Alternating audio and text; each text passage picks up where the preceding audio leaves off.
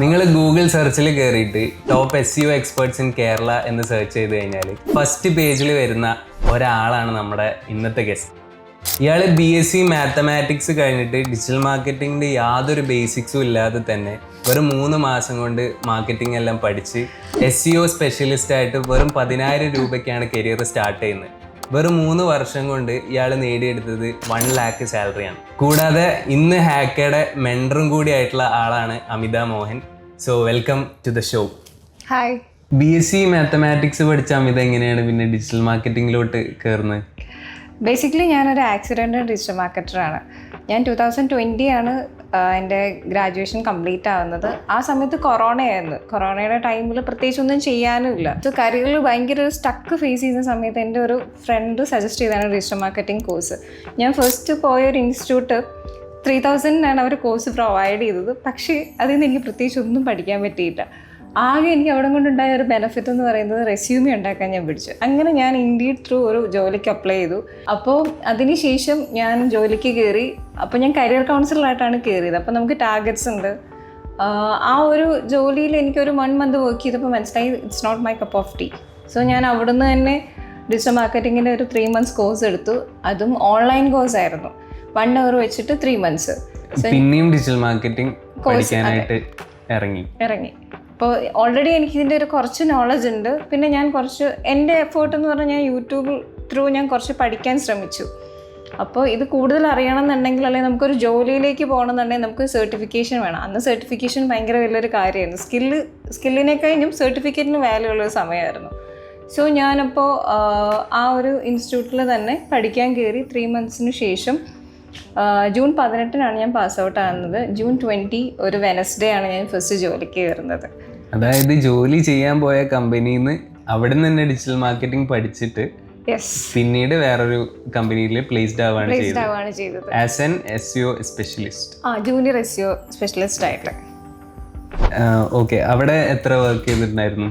ഞാൻ അവിടെ ഒരു 1 year-ഓളം വർക്ക് ചെയ്തിട്ടുണ്ടായിരുന്നു. അതൊരു കാനഡ ബേസ്ഡ് ക്ലയൻസ് വരുന്ന, അതായത് ഈ 3 months കോഴ്സ് അല്ല ഡിജിറ്റൽ മാർക്കറ്റിംഗിൽ നിന്ന് മനസ്സിലാക്കി തന്നത് ആ ഒരു എൻ്റെ 1 year-ലാണ് മനസ്സിലായത്. അതായത് ഇപ്പം പഠിച്ചതല്ല, നമ്മൾ പണിയെടുക്കുമ്പോൾ കുറച്ചുകൂടെ നമ്മുടെ എഫേർട്ടും കൂടി ഇട്ടില്ലെങ്കിൽ ചിലപ്പോൾ നമ്മൾ ഫീൽഡ് ഔട്ട് ആയി പോകും. അങ്ങനെ ഒരു സെക്ടറാണ് ഡിജിറ്റൽ മാർക്കറ്റിംഗ് എന്ന് പറയുന്നത്. അവിടെ ഫസ്റ്റ് സാലറി എന്ന് പറയുന്നത് 10,000 ആയിരുന്നു കൊച്ചിയിൽ. യെസ്. അങ്ങനെ 1 year അവിടെ കംപ്ലീറ്റ് ചെയ്തു. കൊറോണയുടെ ടൈമിലായതുകൊണ്ട് 10,000 ഓക്കെ ആയിരുന്നു. ഞാൻ വർക്ക് ഫ്രം ഹോം ആയിരുന്നു. ഓക്കെ. അപ്പോൾ കംപ്ലീറ്റ് എമൗണ്ട് എൻ്റെ കയ്യിൽ കിട്ടുന്നതുകൊണ്ട് അന്ന് 10,000 എനിക്ക് ഓക്കെ ആയിരുന്നു. പിന്നീട് 1 year കഴിഞ്ഞ് പിന്നെ സ്വിച്ച് ചെയ്തു. ഞാൻ സ്വിച്ച് ചെയ്യുന്നത് എവിടേക്കായിരുന്നു? ഞാൻ സ്റ്റാർട്ടപ്പിലേക്കാണ് സ്വിച്ച് ചെയ്തത്. അവിടെ അത് എനിക്കൊരു ഫുൾ ഫ്രീഡം ഉള്ള ഒരു കമ്പനിയായിരുന്നു. എൻ്റെ കരിയറിൽ തന്നെ ഏറ്റവും വലിയ പ്രൊജക്റ്റ് ഞാൻ അവിടെയാണ് ചെയ്തത്. ഹാപ്പിലി ഇപ്പോഴും ഞാൻ ഭയങ്കര പ്രൗഡായിട്ട് ആ ഒരു പ്രൊജക്റ്റാണ് പറയുന്നത്. A to Z last day ഇറങ്ങുന്നതിന് വരെ നമ്മൾ ബ്ലഡ് സ്വെറ്റും കൊടുത്ത് നമ്മളൊരു പ്രൊജക്റ്റ് ചെയ്യുക നമ്മൾ പറയില്ലേ, അതുപോലെ ഞാൻ വർക്ക്ഔട്ട് ചെയ്തൊരു പ്രൊജക്റ്റാണ്.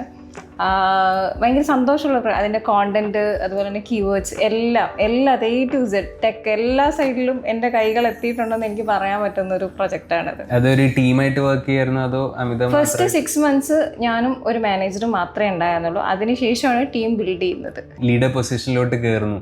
അങ്ങനെ ആ ഒരു കമ്പനിയിൽ നിന്നാണ് കുറച്ചധികം, അതായത് ഫസ്റ്റ് 1 year നമുക്കൊരു ലേണിംഗ് പ്രോസസ്സ് ഉണ്ടെങ്കിൽ അതെല്ലാം റെക്ടിഫൈ ചെയ്യുന്ന ഒരു പ്രോസസ്സ് കൂടെ നമുക്കുണ്ടല്ലോ.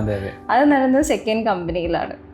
ഇന്ന് കാണുന്ന ഞാൻ ഉണ്ടായത് അവിടെ നിന്നാണെന്ന് എനിക്ക് ഭയങ്കര പ്രൗഡായിട്ട് എനിക്ക് പറയാൻ പറ്റും. ഓക്കെ. അവിടെ എത്ര വർഷം വർക്ക് ചെയ്തു? ഞാനൊരു 1.5 years അവിടെ വർക്ക് ചെയ്തിട്ടുണ്ടായിരുന്നു. 1.5 years. അവിടുന്ന് സാലറി റേഞ്ച് ചെയ്തിലോട്ട് കയറി? അവിടുന്ന് സാലറി റേഞ്ച് ഒരു 40 അങ്ങനെ ഒരു റേഞ്ചിലേക്കാണ്.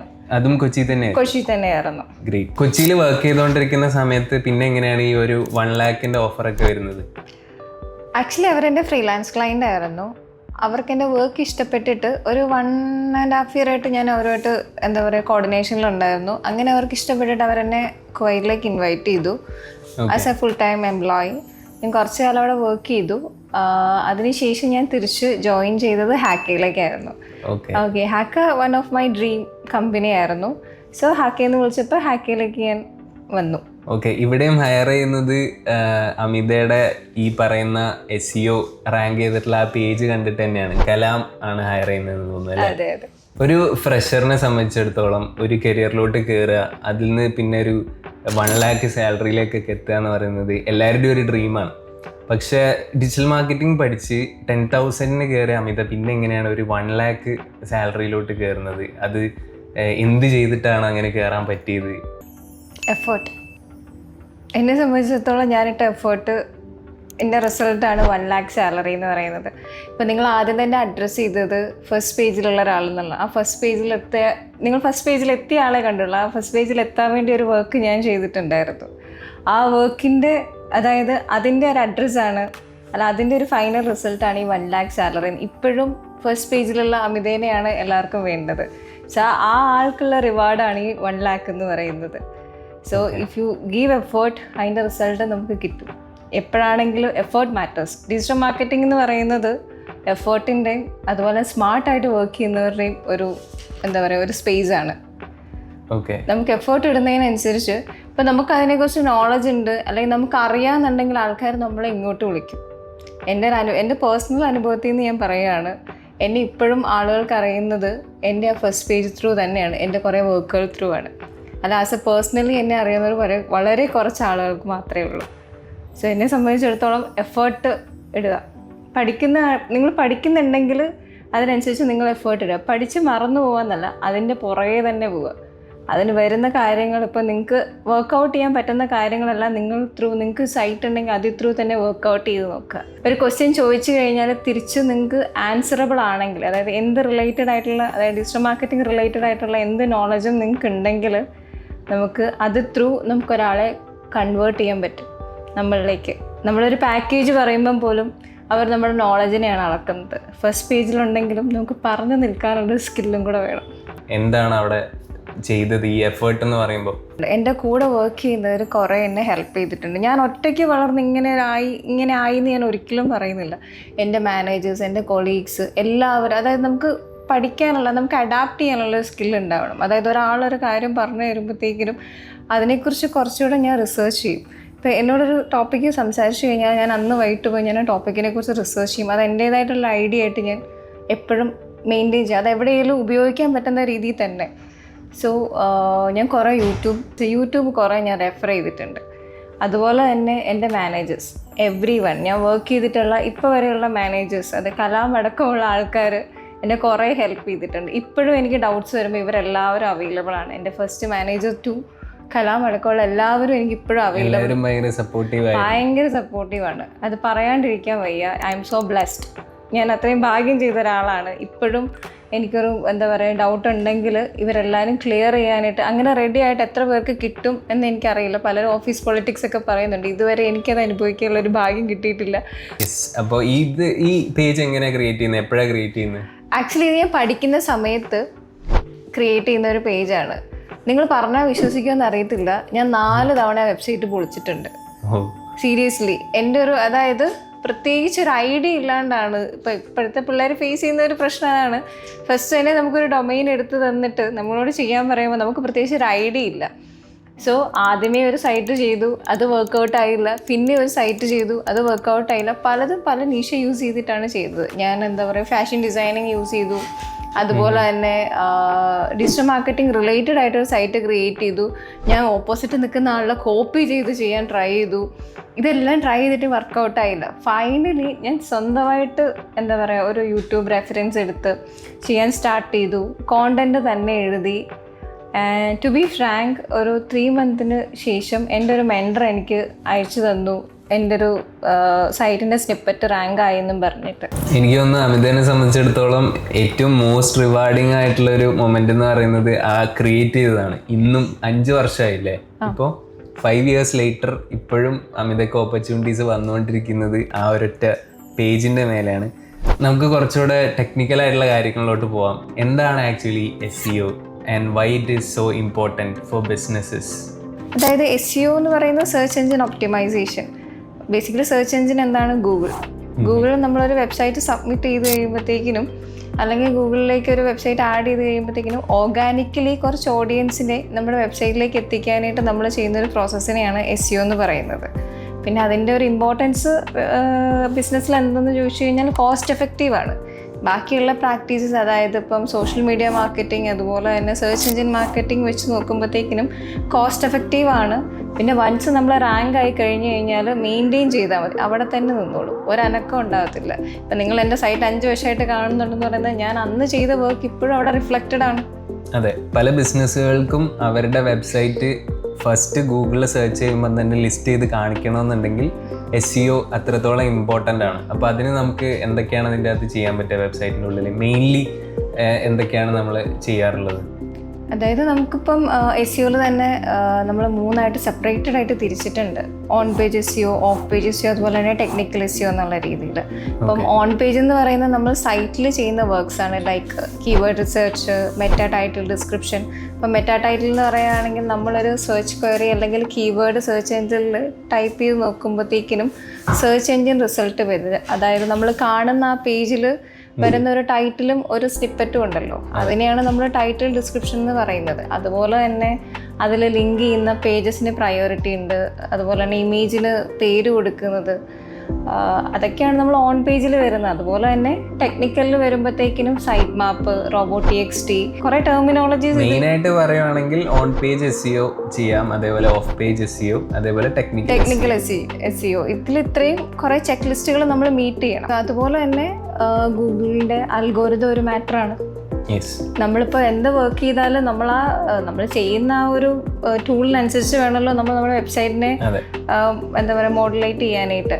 സോ അതിന് കുറച്ച് അൽഗോരിതം ഉണ്ട്. അതുപോലെ തന്നെ SEO തന്നെ black hat SEO, white hat SEO, grey hat എന്ന് പറഞ്ഞ് സെപ്പറേറ്റഡ് ആയിട്ട് തിരിഞ്ഞു. നമ്മൾ ചെയ്യുന്ന പ്രോസസ്സിന് തന്നെ നല്ല രീതിയിലും ചെയ്യാം, മോശം രീതിയിലും ചെയ്യാം, ഇടയ്ക്ക് നിന്നും ചെയ്യാം. അതേപോലെ ടെക്നിക്സും സെപ്പറേറ്റഡ് ആയിട്ട് നമ്മളോട് പറയുന്നുമുണ്ട്. ഓക്കെ, ഇത്രയും പറഞ്ഞത് നമുക്ക് ഓർഗാനിക് ആയിട്ട് റീച്ച് കൊണ്ടുവരണ്ട. അതായത് എന്താ പറയുക, ഇത് SEO എന്ന് പറയുന്ന ഒരു ലോങ് ടേം ഇൻവെസ്റ്റ്മെന്റ് ആണ്. അതായത് നമ്മൾ വർക്ക്ഔട്ട് ചെയ്തുകൊണ്ടേ ഇരിക്കണം, പെട്ടെന്ന് റിസൾട്ട് ഒന്നും കാണത്തില്ല. ഇല്ല, നമ്മൾ അത്യാവശ്യം നല്ല രീതിയിൽ പണിയെടുത്ത് ലോങ് ടേം ആയിട്ട് മെയിൻറ്റെയിൻ ചെയ്താൽ മാത്രമേ SEOക്ക് റിസൾട്ട് ഉണ്ടാവുള്ളൂ. വൺസ് വന്നു കഴിഞ്ഞാൽ അത് അവിടെ തന്നെ നിന്നോളും. പക്ഷെ ഇനിയിപ്പോൾ പെട്ടെന്ന് റിസൾട്ട് വേണ്ട ആളുകളാണെങ്കിൽ നിങ്ങൾക്ക് ഗൂഗിൾ ആഡ്സ് അല്ലെങ്കിൽ SEM ചൂസ് ചെയ്യാവുന്നതാണ്. അത് പെയ്ഡ് ആഡ്സ് ആണ്. ഡിജിറ്റൽ മാർക്കറ്റിങ്ങിന് തന്നെ വേറൊരു വിങ് ആണ് പെയ്ഡ് ആഡ്സ് അല്ലെങ്കിൽ എന്താ പറയുക സെർച്ച് എഞ്ചിൻ മാർക്കറ്റിംഗ് എന്ന് പറയുന്നത്. നിങ്ങളിപ്പം SERPയിൽ അല്ലെങ്കിൽ സെർച്ച് എഞ്ചിൻ റിസൾട്ട് പേജിൽ നിങ്ങളൊരു ക്വയറി സെർച്ച് ചെയ്ത് കഴിയുമ്പോഴത്തേക്കിനും അല്ലെങ്കിൽ 2 BHK ഫ്ലാറ്റ് ഇൻ കൊച്ചി എന്ന് അടിച്ചു കൊടുക്കുമ്പോഴത്തേക്കിനും ഫസ്റ്റ് സ്പോൺസേർഡ് എന്ന് പറഞ്ഞൊരു സെക്ഷൻ ഉണ്ടാവുമല്ലോ. ആ സെക്ഷനിൽ നിങ്ങൾക്ക് കാണാൻ പറ്റും എന്താ പറയുക 3-4 പേരുണ്ടാവും. ഒന്ന് റിഫ്രഷ് ചെയ്ത് കഴിയുമ്പോഴത്തേക്കിനും ആ ആളുകൾ മാറും.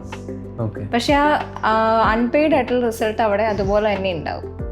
അതായത് SEO ചെയ്തിട്ടുള്ള പേജ് അവിടെ തന്നെ ലിസ്റ്റ് ചെയ്ത് കാണിക്കും, പക്ഷേ ബാക്കി എല്ലാം റിഫ്രഷ് ചെയ്യുന്ന SEM ത്രൂ വന്നിട്ടുള്ള എല്ലാം റിഫ്രഷ് ചെയ്യുന്നതിനനുസരിച്ച് മാറിക്കൊണ്ടിരിക്കും. പിന്നെ അതിന് അത്യാവശ്യം നല്ല രീതിയിൽ ബഡ്ജറ്റ് നമ്മൾ ഇറക്കണം. അതുപോലെ തന്നെ ചെയ്യുന്ന ആൾക്കും നമ്മൾ സർവീസിനും കോസ്റ്റ് ഉണ്ടാകുന്ന ഒരു പ്രോസസ്സാണ് ഈ SEM എന്ന് പറയുന്നത്. ഒട്ടും ഹെൽത്തി അല്ലാത്ത ഒരു വഴിയാണത് അല്ലേ? ഹെൽത്തി അല്ലാന്ന് ഞാൻ പറയുന്നില്ല, പക്ഷെ നമുക്ക് പെട്ടെന്ന് റിസൾട്ട് വേണമെന്നുണ്ടെങ്കിൽ SEM തന്നെയാണ് ഏറ്റവും ബെറ്റർ. അതായത് ഇപ്പം ഇന്ന് ബിസിനസ് സ്റ്റാർട്ട് ചെയ്തിട്ട് നാളെ തന്നെ നമുക്കൊരു എന്താ പറയുക കസ്റ്റമറിനെ കിട്ടും. പക്ഷെ അത് നല്ല ലീഡാകണമെന്നൊന്നും നിർബന്ധം പിടിക്കരുത്. കാരണം എല്ലാത്തിനും സമയമെടുക്കുന്ന ഒരു പ്രോസസ്സാണ്. മൊത്തത്തിൽ മാർക്കറ്റിംഗ് എന്ന് പറയുന്നത് അതിൻ്റേതായിട്ടുള്ള സമയം എടുക്കുന്ന ഒരു പ്രോസസ്സാണ്. ഇപ്പം നോർമലി ഉള്ളൊരു റൂമറാണ് SEO is dead. AEO, GEO അങ്ങനെ കുറേ പുതിയ ടേംസുകളൊക്കെ വന്നു. ഇതാണ് നമ്മൾ ഇനി ചെയ്യേണ്ടതെന്നൊക്കെ പറയുന്നുണ്ട്. ആക്ച്വലി ഇതിൻ്റെ ഒരു സത്യാവസ്ഥ എന്താണ്? SEO ഡെഡ് ഒന്നും ആയിട്ടില്ല. SEO ഇപ്പോഴും ഉണ്ട്.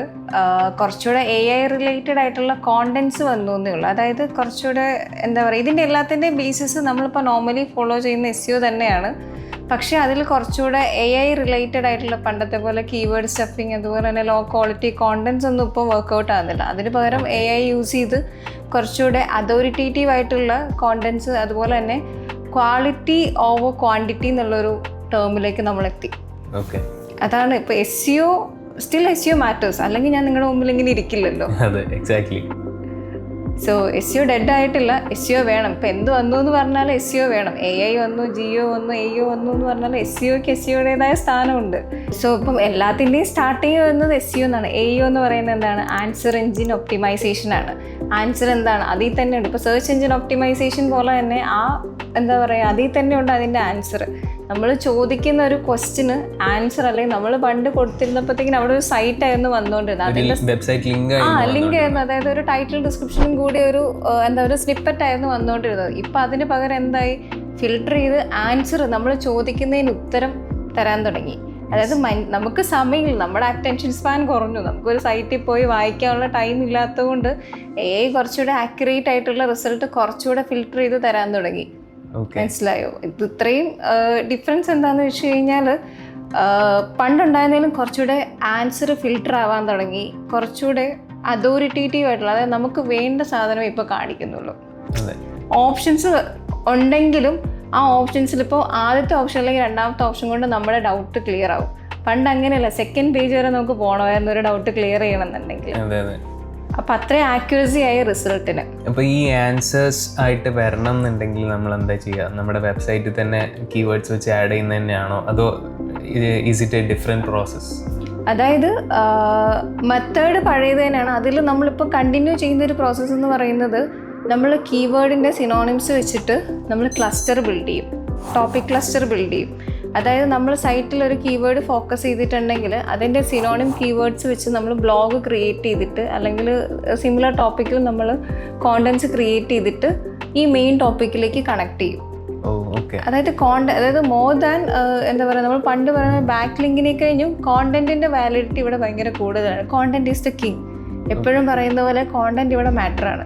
എത്രമാത്രം കോണ്ടന്റ് റിലേറ്റഡ് ആയിട്ട് നമുക്ക് അതോറിറ്റി ഉണ്ടാക്കാൻ പറ്റുമോ അത്രയും നല്ലതാണ് ഈ AEO റിലേറ്റഡ് ആയിട്ട് റാങ്ക് ചെയ്യാനായിട്ട്. ഡിജിറ്റൽ മാർക്കറ്റിംഗ് പഠിച്ച് ഇറങ്ങുന്ന ഒരാൾ ഫ്രീലാൻസ് ആയിട്ടുള്ള ഒരു ജോബ് ഓപ്പർച്യൂണിറ്റിക്ക് പോകണോ, അതോ ഒരു ഫുൾ ടൈം ആയിട്ട് ഏതെങ്കിലും ഒരു സ്റ്റാർട്ടപ്പിലോ അല്ലെങ്കിൽ ഒരു കമ്പനിയിലോ കയറുന്നതായിരിക്കുമോ നല്ലത്? നിങ്ങൾക്കൊരു ക്ലയൻറ്റിനെ മാനേജ് ചെയ്യാൻ പറ്റുമെന്ന് ഉറപ്പുണ്ടെങ്കിൽ, അല്ലെങ്കിൽ നിങ്ങൾക്കൊരു വർക്ക് കണ്ണും പൂട്ടി ചെയ്യാൻ പറ്റുമെന്ന് ഉറപ്പുള്ള ഒരു സിറ്റുവേഷൻ വന്നാൽ മാത്രമേ നിങ്ങൾ എന്ത് ചെയ്യാവുള്ളൂ, ഫ്രീലാൻസ് എടുക്കാൻ നിൽക്കാവുള്ളൂ. അല്ലെങ്കിൽ എന്താ സംഭവിക്കുന്നതെന്ന് വെച്ച് കഴിഞ്ഞാൽ നമുക്കൊന്ന് ലേൺ ചെയ്യാനുള്ള ഒരു ഓപ്ഷനും ഉണ്ടാവില്ല. നമുക്ക് കുറച്ച് ക്രാക്ക്ഡ് നോളജ് വെച്ച് നമ്മളൊരു ക്ലയൻറ്റിനെയും കൺവിൻസിങ് പാർട്ടൊക്കെ വിട്ട് കഴിഞ്ഞിട്ട് നമുക്ക് വർക്ക് ചെയ്യണമല്ലോ. ഇതൊരു നോളജ് ഇല്ലാണ്ട് വർക്ക് ചെയ്തിട്ട് എന്തെങ്കിലും കാര്യമുണ്ടോ? നമുക്ക് റിസൾട്ടും ഉണ്ടാകില്ല, ക്ലയൻറ്റ് സൈഡിൽ നിന്ന് ഇഷ്യൂ ഉണ്ടാവും, ആകെ മൊത്തം പ്രശ്നവും. അതിലും ഏറ്റവും ബെറ്റർ ഓപ്ഷൻ എന്ന് പറയുന്നത് നിങ്ങളൊരു 1 or 2 years ഏതെങ്കിലും ഒരു കമ്പനിയിൽ വർക്ക് ചെയ്യുക. അതിനുശേഷം നിങ്ങൾക്കൊരു കോൺഫിഡൻസ് ആയി കഴിഞ്ഞിട്ട് നിങ്ങളൊരു ഫ്രീലാൻസ് എടുത്തു. സോ ഇതുപോലെ മാർക്കറ്റിംഗ് ഫീൽഡിൽ നല്ല എക്സ്പീരിയൻസ് ഉള്ള ഒരുപാട് പ്രൊഫഷണൽസിലും അതേപോലെ വ്യക്തിത്വങ്ങളെയും നമ്മൾ ഈ ഒരു ഷോയിലോട്ട് ഇനിയും കൊണ്ടുവരുന്നുണ്ടാവും. സോ ഇതുപോലെ ഇൻഫോർമേറ്റീവ് ആയിട്ടുള്ള ഇനിയും വീഡിയോസിന് വേണ്ടിയിട്ട് ഹാക്ക മാർക്കറ്റിംഗ് സ്കൂൾ ഫോളോ ചെയ്യാം.